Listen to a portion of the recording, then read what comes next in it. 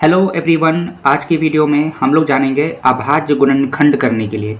अभाज्य गुणनखंड जिसे इंग्लिश में क्या कहते हैं, प्राइम फैक्टरेशन। प्राइम फैक्टरेशन जो है कैसे होता है उसी को हम लोग जानेंगे। इसका जो इस्तेमाल जो है वो आपको जो है एलसीएम, एचसीएफ यानी कि लसा मसा ये सब निकालने में किया जाता है। तो देखते हैं कैसे जो है हम लोग अभाज्य गुणनखंडन करेंगे। तो देखिए यहाँ पे टोटल जो है 4 क्वेश्चन हैं और सारे क्वेश्चंस को मैं आपको सॉल्व करके बताने वाला हूँ।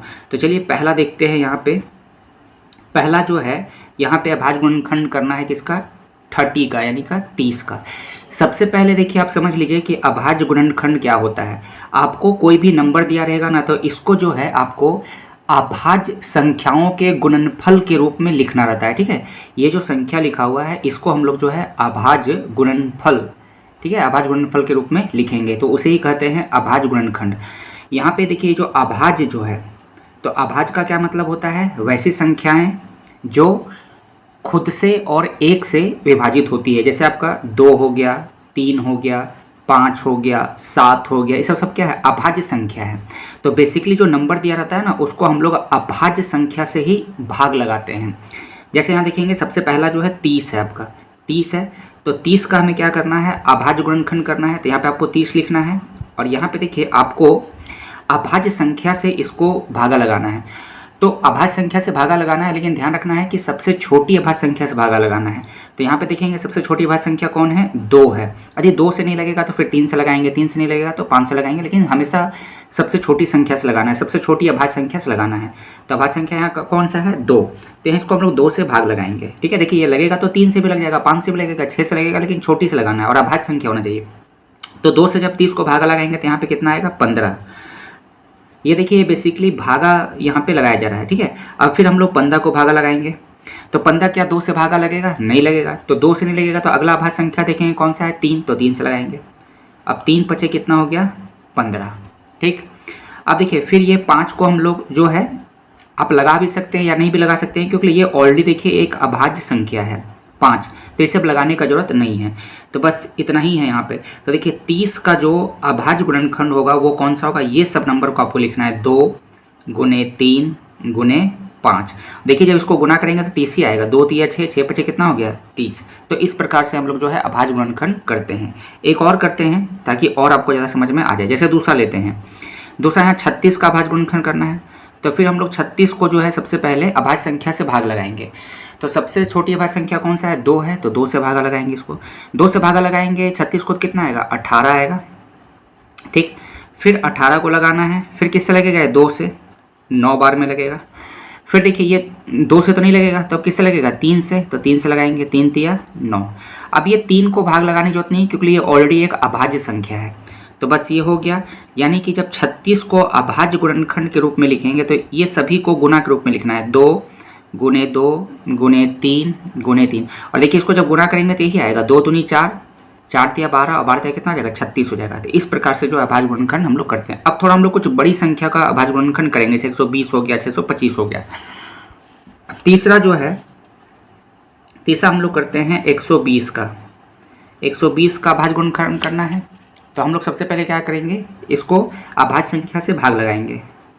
ठीक है, तो सबसे छोटी अभाज्य संख्या कौन सा है, 2। 2 से भाग लगाएंगे। देखिए 2 से 120 को भाग लगाना है, तो सिंपली क्या करना है, 120 का आधा कर देंगे, 60 आएगा। नहीं, देखिए 2 से भाग लगाने का मतलब क्या है, 120 को हम लोग 2 भागों में बांटेंगे तो कितना आएगा, 60 आएगा। या अगर आपको ऐसे नहीं समझ में आ रहा है कि ये किस तरीके से हो रहा है, कि यहाँ पे डायरेक्ट बहुत लोग को ये नहीं समझ में आता है कि ये 60 कैसे लिख दिया गया। तो एक्चुअली में देखिए जो बच्चे में आप जो भाग सीखते हैं वही किया जा रहा है और कुछ नहीं है। देखिए इधर जैसे यहाँ 2 से 120 को भागा लगाना है, तो यहाँ 2 लिखेंगे। यदि आपको इसमें दिक्कत है ये करने में तो ऐसे कर लीजिए, यहाँ पे 120 लिखिए, अब भागा लगाइए। 2 से पहले 12 को भागा लगाएंगे 6 बार में, 2 छक 12, ये कट जाएगा। फिर 0 उतरेगा, फिर 2 को यहाँ 0 से लगाएंगे, 0 कितना आया, ये 60 आया। ये जो भागफल आता है उसी को हम लोग क्या करते हैं, यहाँ लिखते हैं। फिर इसको भागा लगाना है और ये तब तक भागा लगाएंगे जब तक अभाज्य संख्या ना आ जाए। ठीक है, फिर देखिए फिर ये किससे भागा लगेगा, फिर 2 से। तो 2 से लगाएंगे, 2 से 60 को भागा लगाएंगे, कितना आएगा, 30 आएगा। जब भी देखिए 2 से भागा किसी भी संख्या को लगाएंगे ना, तो एकदम सीधा उसका बस आधा कर देना है। जैसे देखिए यहाँ 120 को लगाना था 2 से, तो उसका आधा कर दिए 60। फिर 2 से लगा रहे हैं तो इसका आधा कर देंगे, 60 का 30। अब देखिए फिर अभी 30 को लगाएंगे 2 से, तो इसका आधा कर देंगे 15। अब देखिए 15 2 से भागा नहीं लगेगा, तो किससे लगाएंगे, 3 से, 3 पचे 15। अब इसको आगे भाग लगाने की जरूरत ही नहीं है क्योंकि ये ऑलरेडी अभाज्य संख्या है, ठीक है। तो इसलिए आप देखेंगे यहाँ पे 120 का अभाज्य गुणनखंड क्या आया, ये सारे को लिख देना है गुना के रूप में। 2 गुने 2 गुने 2, 3 2 है और एक 3 है और एक 5 है। तो देख सकते हैं इसको गुना करेंगे तो 120 आना चाहिए। 2 दूनी 4, 4 दूनी 8 है ना, 8 या 24 और 24 बचे कितना हो जाएगा 120। तो इस प्रकार से जो है अभाज्य गुणनखंड किया जाता है। अब एक और देखते हैं, अगला क्या करना है 625 का। तो 625 का करते हैं चौथा जो अभाज्य गुणनखंड करना है किसका करना है 625 का। तो फिर इसको भाग लगाएंगे। अब देखिए ये जो 625 है ये 2 से तो भाग नहीं लगेगा क्योंकि इसका इकाई अंक कितना है 5 है। तो हम लोग जब भी आप अभाज्य गुणनखंड करें तो आपको विभाज्यता का नियम आना चाहिए, तो उससे आसानी होता है। अब जैसे ये संख्या है ये 2 से भागा नहीं लगेगा, जैसे पता होगा कि 2 से भागा तब लगता है जब किसी संख्या का अंतिम में कितना होता है 0 2 4 6 8। यहाँ तो 5 है तो 2 से नहीं लगेगा। अब देखेंगे तो 2 से नहीं लगेगा तो 3 से ट्राई करेंगे, तो 3 से भी नहीं लगेगा।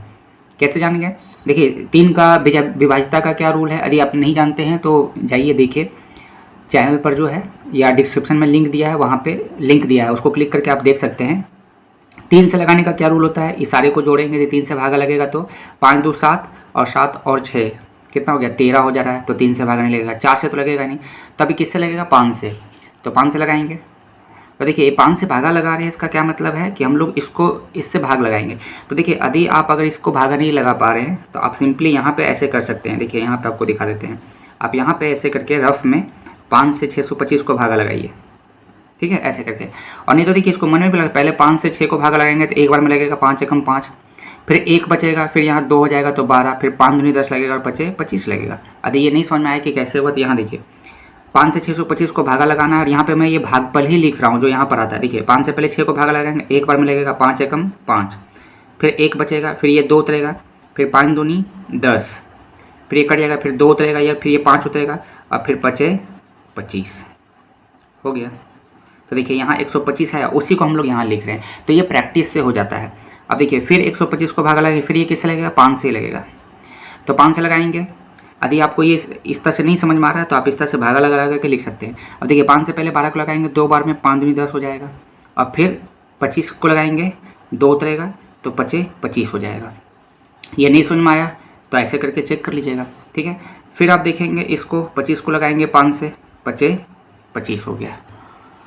तो यानी कि अब यहाँ पर देखते हैं 625 का जब अभाज्य गुणनखंड करेंगे तो देखिए इसको लिखना है गुणा के रूप में 5 गुने 5 गुने 5 गुने 5। इसको जब गुना करेंगे 625 ही आता है। अभाज्य गुणनखंड का मतलब होता है कि अभाज्य संख्या को उसके गुणनफल के रूप में लिखना। तो देखिए 5 गुने 5 गुने 5, इससे सभी देखिए अभाज्य संख्या है। ये जब भी अभाज्य गुणनखंड करते हैं तो यहाँ पे सब अभाज्य संख्या रहेगा। देखिए 2 3 5, यहाँ पे भी देखिए 2 3 5 7, कोई भी आपको भाज्य संख्या नहीं रहेगा, ठीक है। तो इस प्रकार से जो है अभाज्य गुणनखंड किया जाता है, ठीक है। चलिए तो इस वीडियो में इतना ही। वीडियो अच्छी लगेगी तो लाइक कीजिएगा, शेयर कीजिएगा और चैनल को जरूर से जरूर सब्सक्राइब कर लीजिएगा।